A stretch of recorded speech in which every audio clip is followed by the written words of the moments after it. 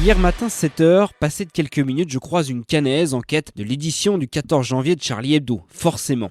Et me vient alors à l'esprit cette question, puisque dimanche, 3,5 millions de personnes étaient dans la rue pour la liberté d'expression, pour la liberté de la presse. Du coup, vous n'êtes pas dit, tiens, je vais me retrancher sur un autre titre de la presse, histoire d'être solidaire avec la presse aussi? Ah ben j'y ai pas pensé, effectivement.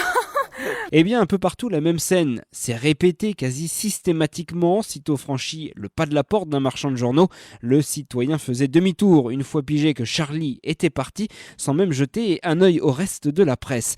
En démocratie, la presse doit rester plurielle et pour ce faire, elle a besoin de millions de lecteurs. C'est comme ça que vivra la liberté d'expression. Oui, l'information a un prix. Oui, pour faire de mon reportage, ça coûte un peu de pognon. Dimanche, dans la marche, tout le monde semblait d'accord pour dire qu'il ne fallait pas en rester là, que ce ne soit pas qu'un feu de paille. Alors en ce début d'année, allons au bout de la démarche, abonnons-nous à un journal, à un magazine ou à une édition en ligne.